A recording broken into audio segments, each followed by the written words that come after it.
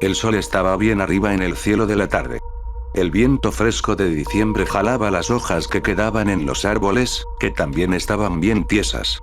El sendero que teníamos por delante estaba crecido, pero todavía se veía justo debajo del follaje. Ya habíamos estado en esos bosques 1000 veces antes, en una docena de veranos, cuando los dos estábamos en la escuela.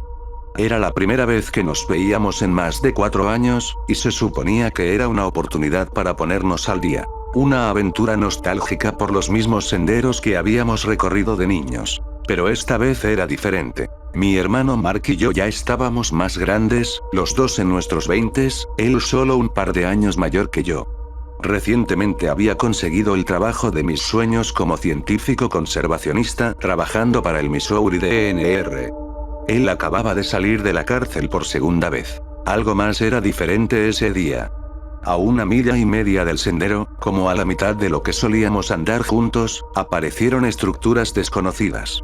Una cerca, salpicada de tablones rojos y blancos descoloridos, y al otro lado, podíamos ver tiendas destrozadas, juegos mecánicos dilapidados, muchos edificios de varios tamaños y, en el centro de todo, un roble verdaderamente enorme. ¿Qué carajos?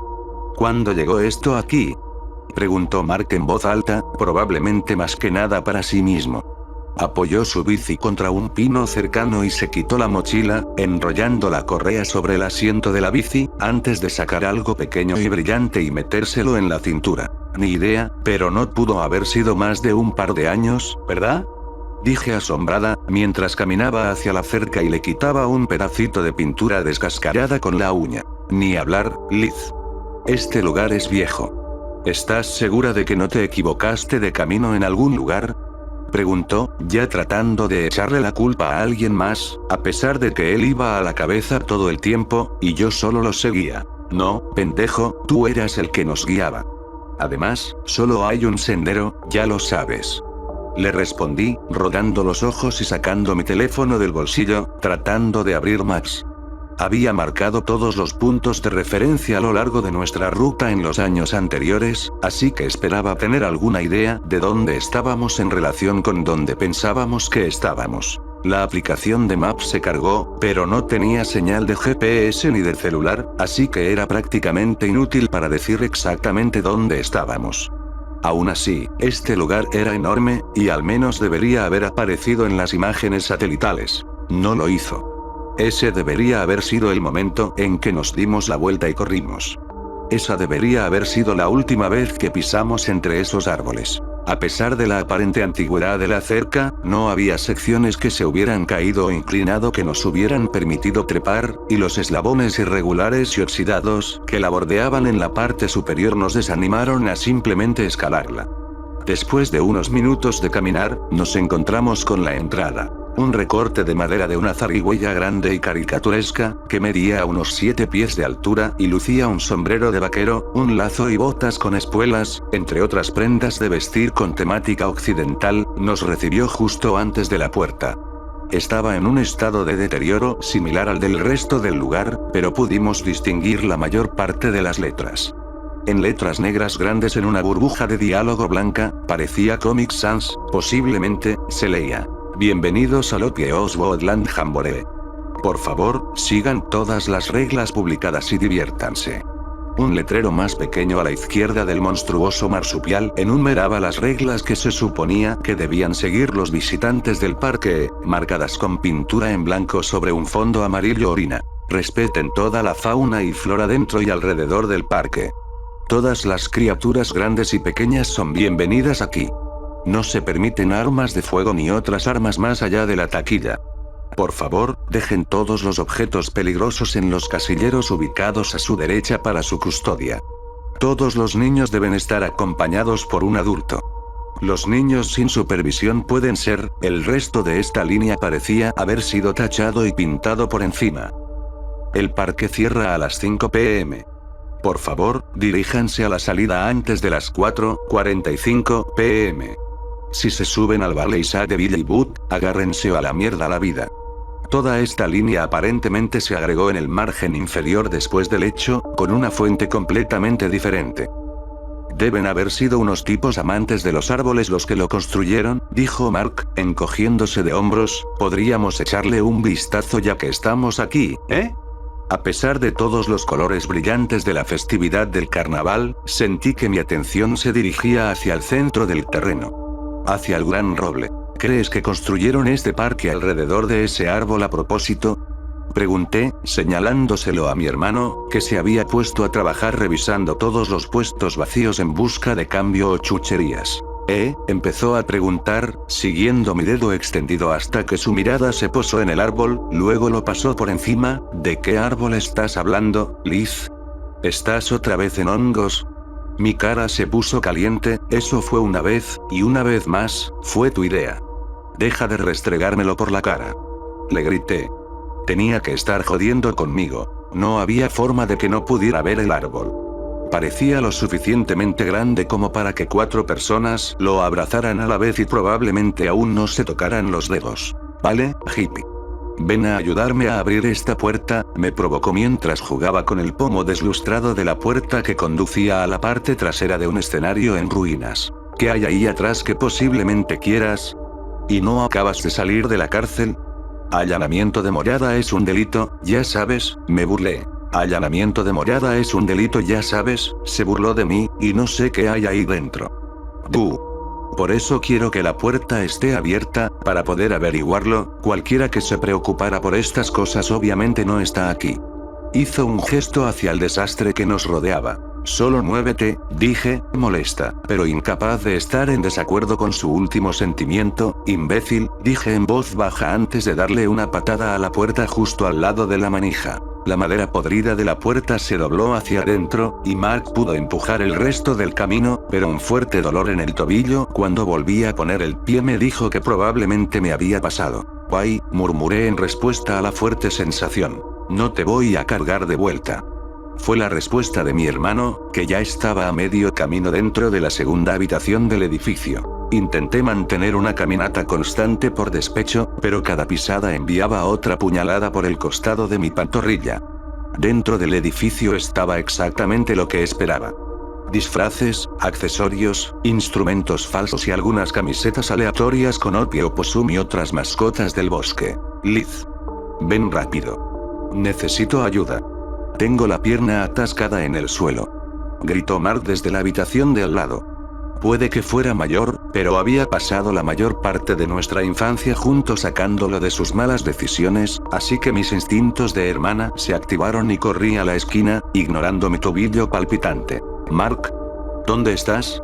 No lo vi de inmediato, y me preocupaba que se hubiera caído en un subsuelo o algo así. Entonces se echó una cortina hacia atrás, y lo vi. Las astas estaban dobladas y rotas en algunos lugares, y un solo ojo permanecía en su cuenca, mientras que el otro colgaba lánguidamente por el nervio. El pelaje estaba mohoso y deshilachado alrededor de las articulaciones. El cuello era largo, demasiado largo, y doblado en 2 lugares. Y lo peor de todo, la silueta del cuerpo al que estaba unido parecía humana. Grité. ¡Boa! Vino el intento de mi hermano de hacer un ruido para asustarme, pero el daño ya estaba hecho con solo ver esa horrible cabeza de mascota, y mi puño ya estaba en movimiento. Aterrizó firmemente en sus costillas, dejándolo sin aliento por un momento y cortando su ruido. Se quitó la cabeza de la mascota y la tiró a un lado, riendo y sonriendo de oreja a oreja mientras se agarraba el costado donde lo había golpeado. Valió la pena, soltó por los dientes. Uf.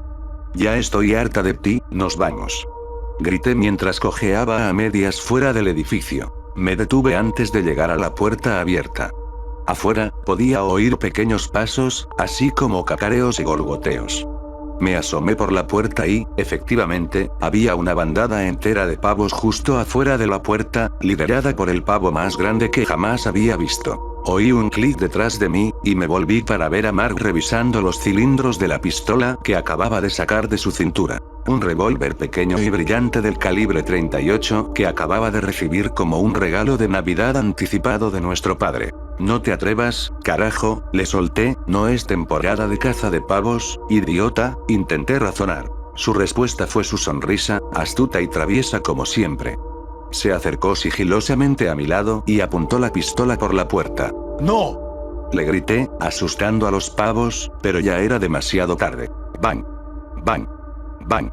¡Bang! Los 4 disparos resonaron, y el cacareo de los pavos se volvió frenético cuando la mayoría de ellos se lanzaron al cielo para escapar del estruendo. 2 pavos no despegaron. El gran macho, que había sido alcanzado 2 veces en el cuerpo y estaba claramente muerto, y una de las hembras, que solo había sido herida y estaba revoloteando tratando de recuperar el equilibrio. Mark, ¿por qué? No puedes llevártelo a casa con nosotros, estamos a más de 1 milla en el bosque, y solo tienes una bici. Le pregunté, con lágrimas en los ojos. Mark se encogió de hombros y dijo con voz alegre. Tranquila, solo son animales. No es como si siquiera supieran lo que pasó de todos modos.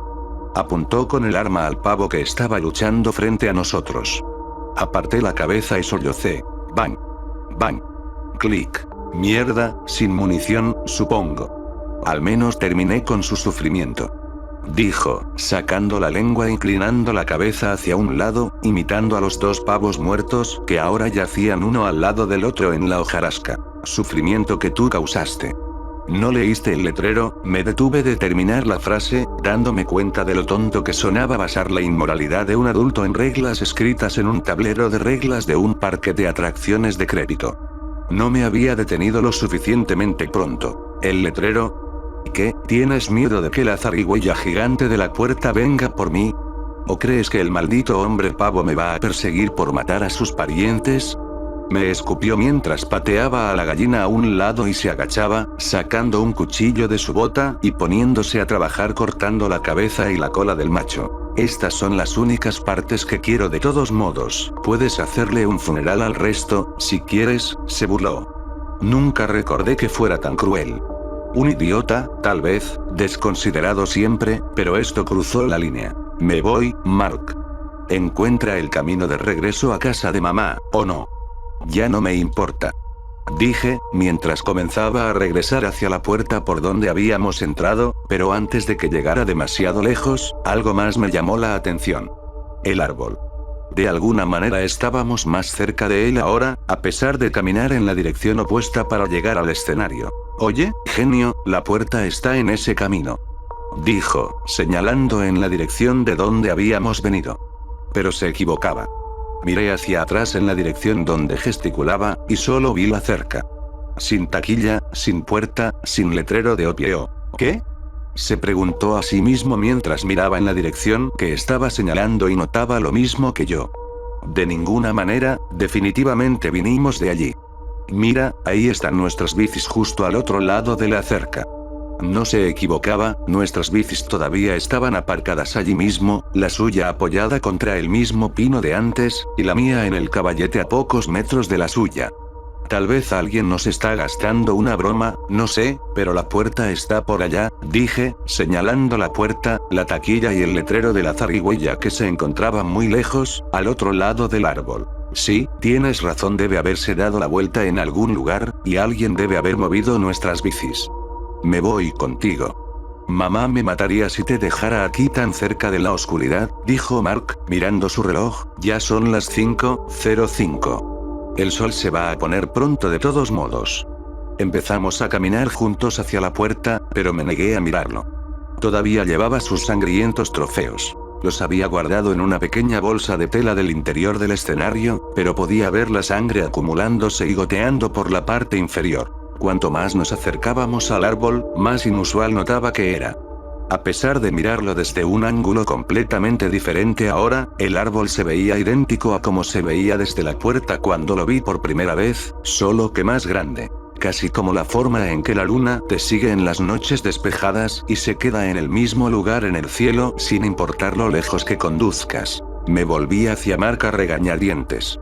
¿Puedes al menos reconocer el maldito árbol para no sentirme como una lunática completa? Se ve raro. Mark me miró, la confusión genuina cruzando su rostro. Hermana, no sé qué estás fumando, pero vas a compartir un poco conmigo cuando volvamos a casa. No hay ningún árbol donde estás señalando. Entrecerró los ojos por un momento en dirección al árbol, antes de añadir. Me parece que estás señalando una silla, un sofá tal vez. Ya estábamos a pocos metros de distancia, y la textura del árbol se hizo más clara, pero estaba mal. más cerca de la textura de una huella dactilar, o de la piel de una palma. Justo enfrente de nosotros, pude ver zarcillos correosos colgando de una protuberancia carnosa sobre nosotros, formando la viñeta de un asiento. El color era lo suficientemente verde como para ser una enredadera, pero, como el árbol, la textura estaba mal. No es una silla, dijo Mark en voz alta, es el asiento de una montaña rusa. Debe ser una broma. Miró la corteza del árbol, donde pude leer palabras grabadas con letras sangrientas en la corteza de la piel. Ascenso del pecador. Ocupante único. Barley de Villa y Book. Leyó Mark de cualquier letrero que estuviera percibiendo. Oye, Liz, tómame una foto. Exclamó mientras se arrojaba a las enredaderas, de culo. En el momento en que su peso tocó las enredaderas, reaccionaron. Las enredaderas se enrollaron alrededor del apéndice más cercano que pudieron encontrar. 2 alrededor de su cuello, y una alrededor de cada uno de sus brazos y piernas, luego todos se retrajeron, tirando de él varios metros hacia el árbol. Mark. Grité su nombre mientras intentaba trepar al árbol hasta donde lo estaban sujetando, pero mis manos no encontraron agarre en la superficie resbaladiza y aceitosa. Me resigné a clavar mis uñas en la masa blanda, arañándola hasta que sangró, luego golpeando y pateando la herida. Arriba de mí, pude oír a Mark gritar. Miré hacia arriba. Ojalá no hubiera mirado hacia arriba. Las enredaderas habían estirado a Mark en una pose de estrella, y pude notar por la forma en que su cuerpo se hundía contra sus articulaciones que las enredaderas estaban tirando con fuerza. Entonces, más enredaderas cayeron a su alrededor y se enrollaron alrededor de sus muslos, constriñéndose cada vez más al unísono hasta que... Snap, snap. Cuando sus fémures se rompieron, pude oír a Mark suplicándome que lo ayudara. Suplicando por mamá. Suplicando a Dios que lo salvara, pero si Dios lo escuchó ese día, se apartó. El grito de Mark se desgarró en su garganta, creciendo en tono hasta que solo un ruido balante ronco pasó por sus labios. Sollocé, arrodillada en el árbol y mirándolo. Lo siento mucho, lloré. 2 enredaderas más se enroscaron alrededor de Mark, esta vez rodeando sus brazos superiores. Aparté la mirada, sabiendo lo que pasaría pero sin tener el corazón para mirar. 2 chasquidos más repugnantes y otro minuto de gritos agonizantes después, Mark se quedó en silencio.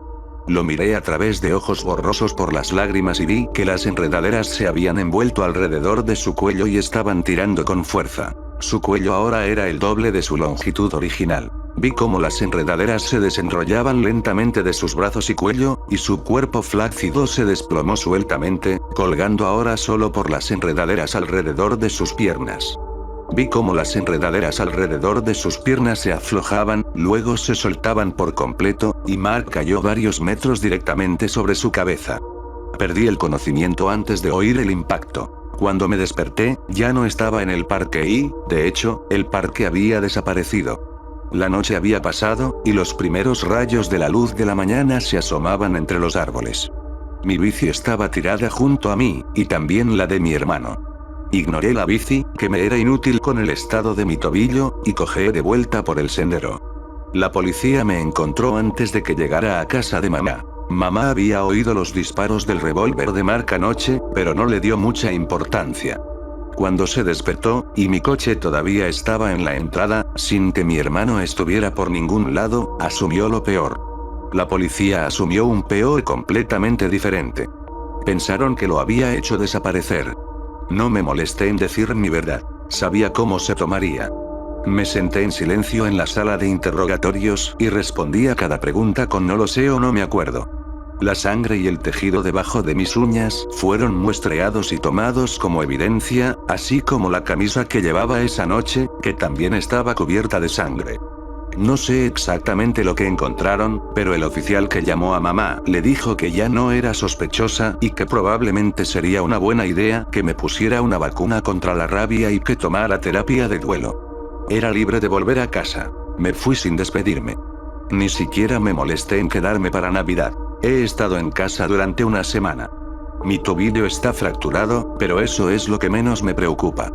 Todavía veo ese árbol en mis sueños, y acecha en los bordes de mi visión cuando me encuentro mirando a la nada durante demasiado tiempo. Peor que eso, veo a Mark. No está muerto en mis sueños. Está mucho peor. Está arrastrándose por los bosques de Tennessee, con los brazos rotos y doblados, actuando como un segundo par de piernas, y esa grotesca máscara de ciervo mohoso y tuerto como cabeza, cubriendo su cabeza destrozada unida a su cuello demasiado largo. Si alguna vez ves el Okie Oswald Jamboree, no cometas el mismo error que nosotros. No entres.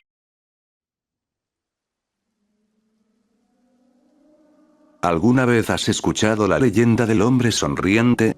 Yo sí. Cuando era niño y vivía en el sur, todos en la escuela contaban la historia del hombre sonriente. En ese entonces, asustarnos era lo que estaba de moda.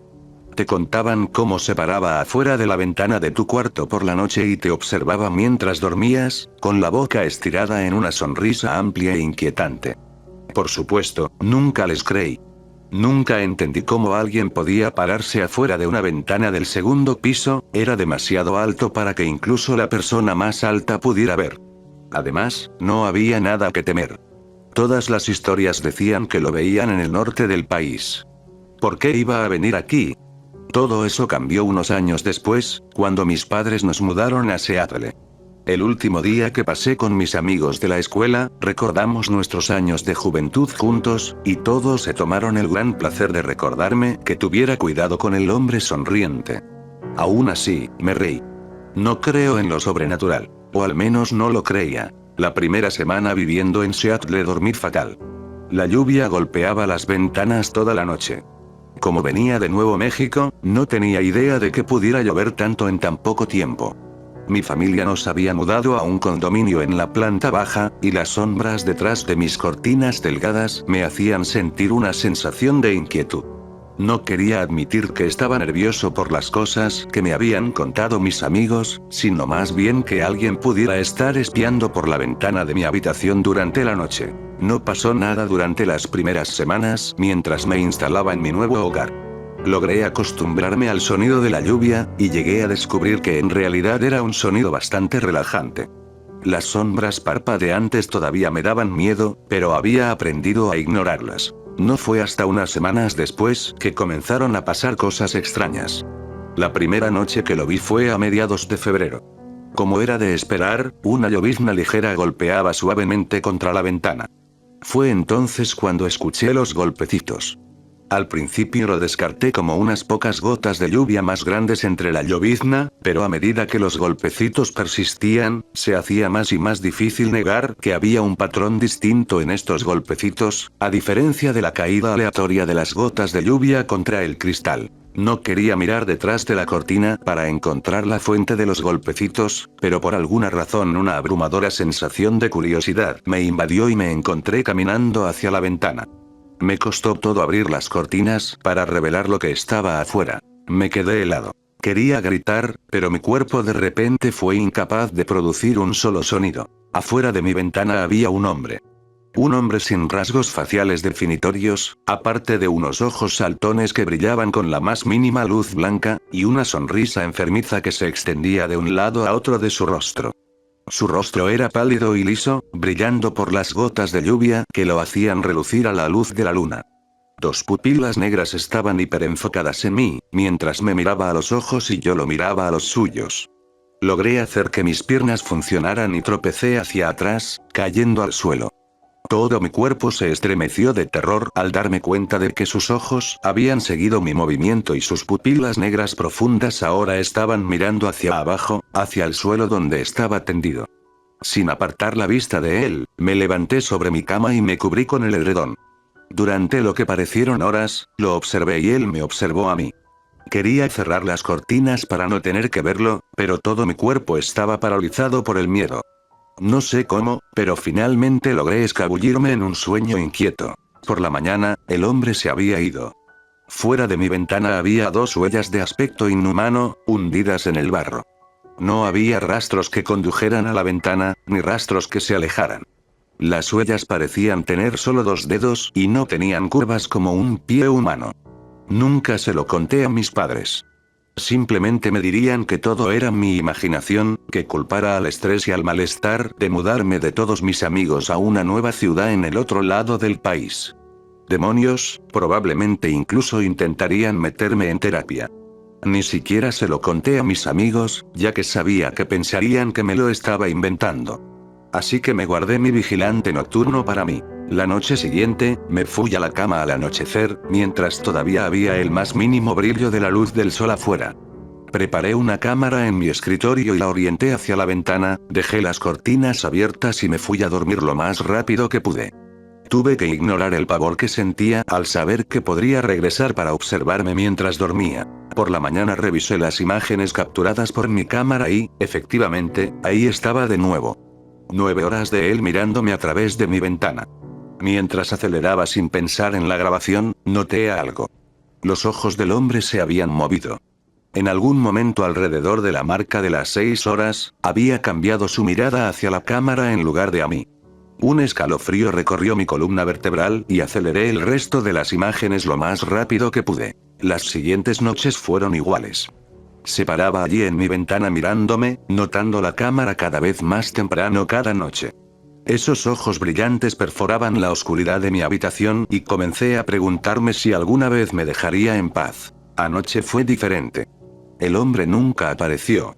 Revisé 10 horas de imágenes de mí durmiendo, y no había nada. No puedo decir que no me sentí aliviado al encontrar un atisbo de esperanza de que pudiera volver a dormir en paz. Así que, esto me lleva a esta noche. Esta noche fue diferente de nuevo. Antes de irme a la cama, preparé la cámara una vez más para asegurarme de que se había ido para siempre. Dormí un par de horas antes de que me despertara un ruido de arrastre cerca del final de mi cama. Estaba medio dormido, así que al principio pensé que lo había imaginado. Tratando de volver a dormir, lo escuché de nuevo, pero esta vez estaba mucho más cerca. Con somnolencia, me di la vuelta ligeramente. 2 ojos blancos brillantes se encontraron con mi mirada. Al igual que la primera vez que lo vi, me quedé helado. Allí, al final de mi cama, estaba, elevándose sobre mí, mirando hacia abajo con sus ojos penetrantes. Podría jurar que no era tan alto cuando estaba en la ventana. El hombre medía más de 6 pies de altura y tenía extremidades óseas que parecían listas para agarrarme. De alguna manera, su sonrisa parecía aún más amplia de lo habitual. Presa del pánico, me subí el edredón sobre la cabeza como si me protegiera, como un niño pequeño que se esconde de los monstruos debajo de su cama o en el armario. Todavía estoy debajo del edredón, y puedo ver sus ojos a través de mi sábana mientras escribo esto. Todo lo que puedo hacer es rezar para que la policía encuentre la cámara si me pierdo por la mañana. Perdí mi casa cuando murió mi madre y no podía pagar el alquiler. Estuve sin hogar durante 5 años, pobre durante 20. Me dieron una mala mano, demasiado pobre para la universidad, sin becas ni talentos especiales. Nadie quería contratar a un inútil y apestoso don nadie, así que vagaba por ahí, mendigando. Nunca me quedaba mucho tiempo en un mismo sitio. Caminaba junto a las carreteras, dormía en el bosque, hacía autostop si tenía suerte. Siempre que encontraba un pueblo pequeño, me quedaba una semana más o menos y luego me iba. Pero esta vez conocí a alguien. Estaba sentado fuera de un supermercado, intentando dormir sobre una sábana de cartón sobre cemento duro, cuando una mujer de mediana edad me puso $50 en la taza. No parecía nada especial. Cabello castaño y encrespado, blusa y pantalones. Pero gracias a ella pude comprar comida en el 7-11 durante una semana, y cuando se me acabaron los 50, volvió con otros. Se convirtió en una costumbre que cada semana viniera a darme $50 y, a fin de mes, me daba algo de su compra. Supe su nombre después de 2 meses. Se llamaba Marianne y trabajaba en la iglesia local como maestra de escuela dominical y contable. Nunca intentó hacerme proselitismo ni nada, ni siquiera me invitó a su iglesia. Simplemente venía y me daba cosas. Estaba acostumbrada a la típica multitud que da $1 ceremoniosamente para presumir ante sus hijos o compañeros de iglesia, así que fue sorprendentemente bienvenido que alguien fuera genuinamente amable por una vez. Un día, me propuso mudarme con ella. Tenía una habitación extra y no quería pagar alquiler. Esperaba lo peor. Una secta secreta, abuso de menores, asesinatos en serie. Pero confié en ella. Supongo que fue su amabilidad la que me hizo ir en contra de mi buen juicio, pero mi conciencia se equivocó. La primera noche que me quedé, me dio una ración generosa de espaguetis y acceso gratuito a la bañera. Era la primera vez que me sentía caliente y llena en años. Su casa era bonita. De 2 plantas, en un barrio tranquilo. Me dio mi propia habitación, ya equipada con una cama y algo de ropa en el armario. Nunca me insistió para que consiguiera trabajo ni para que ayudara, simplemente me dejó vivir en su casa. La casa estaba decorada como si fuera de los 80. Varios adornos de ganchillo, un montón de cruces y citas bíblicas en las paredes, y un televisor enorme con videograbadora y decodificador de cable. Lo que me molestó fue que todos los cuadros de la casa eran de una anciana y su familia, todos rubios. Le pregunté a Marianne y me dijo que cuidaba de esa anciana hasta que murió y que le dejó la casa y todo el dinero en su testamento. Pregunté si la familia estaba contenta con eso y no lo estaban, pero que ella les había regalado 3/4 partes del dinero y eso los había alegrado. Eran unos $6 millones, así que no era para menos. La anciana era muy buena apostando en la bolsa. Durante 2 años que estuve con Marianne, algo que nunca me convenció del todo fue su enorme generosidad. Un día de acción de gracias, invitó a un pueblo entero de desconocidos sin hogar a su casa a comer. Uno de ellos encontró la caja fuerte y robó $500, pero ella simplemente le dejó el dinero. Regaló su coche a la familia de al lado, cuyo coche estaba destrozado porque su hijo adolescente conducía bajo los efectos del alcohol. Y la iglesia le regaló un coche nuevo. Donó el 20% de sus ingresos, que recibía de la iglesia, a la misma iglesia como diezmo. Tuvieron que darle un aumento solo para que pudiera tener su salario base. Era una locura, pero todos la querían por ello. Todo el pueblo la llamaba su ángel del cielo. Si no la conociera, habría pensado que este pequeño pueblo la veneraba en secreto como líder de su culto. Pero con el tiempo aprendí a verla desde su perspectiva. Es difícil negar su carácter tranquilo y encantador, pero nunca dormía. Nunca la oí usar el baño y nunca se servía la comida. Aparte de ir a las reuniones de la iglesia y otras actividades del pueblo, siempre se pasaba el día viendo la televisión, incluso viendo viejos programas en blanco y negro hasta la madrugada. No creo haberla visto leer la Biblia fuera de la iglesia. Lo cual para cualquier otra persona sería normal, pero para ella, se sentía raro. Siempre lo achacaba a que caminaba silenciosamente, meaba silenciosamente, hacía ayuno intermitente, comía cuando yo no comía, memorizaba la Biblia. Al fin y al cabo, me estaba hospedando. Es demasiado generosa como para tener algo nefasto detrás de sus acciones. Un Black Friday la animé a comprarse un televisor nuevo. Llevaba años viendo la televisión con una imagen gris y granulada, así que quería hacerle un favor. Conseguí trabajo en un restaurante de comida rápida y ahorré suficiente dinero para comprarle algo. Necesitaba un poco de generosidad, para variar. Fuimos a la ciudad de noche y fuimos a unos grandes almacenes con el televisor adecuado para mi presupuesto. No muy grande, pero suficiente para los dos. Cuando salimos, nos detuvieron 2 tipos. Uno de ellos tenía una pistola. Gritaron que querían el televisor y Marianne, el ángel que es, se lo dio con una sonrisa. No sé si fue por cómo se lo dio o si el pistolero estaba drogado, pero le disparó a Marianne justo en la cabeza. Sabiendo que la habían cagado, salieron corriendo. Quise perseguirlos, pero Marianne me retuvo sujetándome la pierna. Perdónalos, dijo con voz débil. Nunca la había visto llorar, y me dolió verla así. Pero algo rápidamente me limpió las lágrimas de la cara. Su sangre era cobriza. Metí los dedos en ella y la sostuve a contraluz. Brillaba. Siento haberte mentido, dijo. Me arrastré hasta ella y la abracé. La confusión me secó la cara. ¿Qué quieres decir?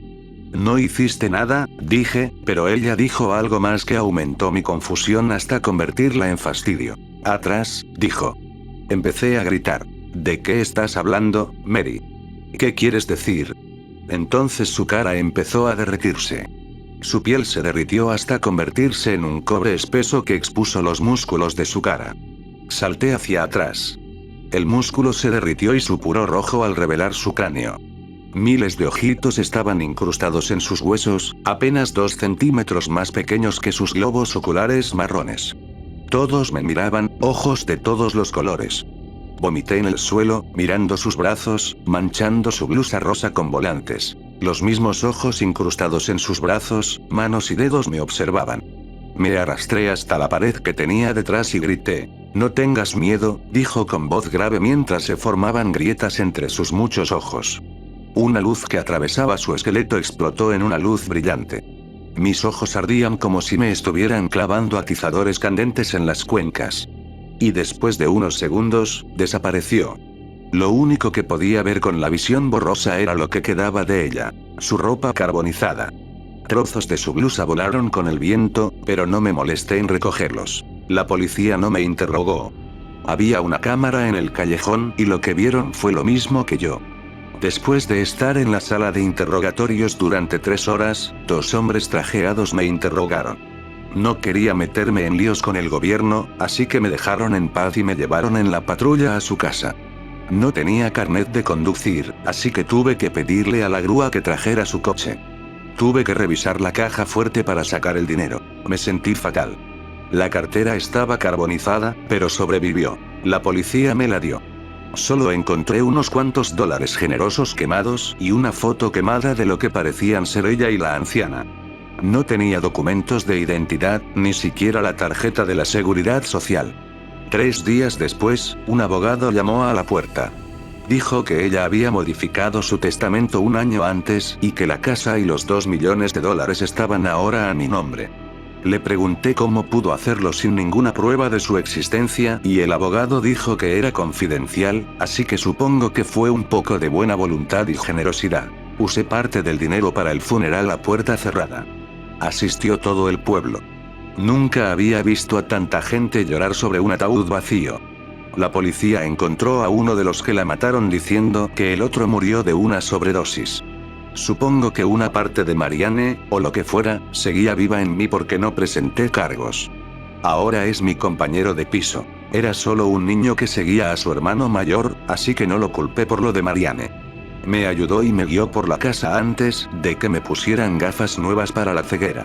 El dinero me ayudó a mantenerme estable hasta que me gradué de la secundaria y hasta que pude convertirme en gerente de distrito del restaurante de comida rápida donde trabajaba. Mantuve la casa igual, conservé el televisor, una parte de mí quería seguir su ejemplo y respetar a la anciana que la mantuvo allí. Creo que es un ángel, mucha gente lo cree, espero que Marianne me mire y se sienta orgullosa de lo que ayudó a mejorar. Sé amable. No todos podemos ser ángeles, pero, caray, el mundo necesita más.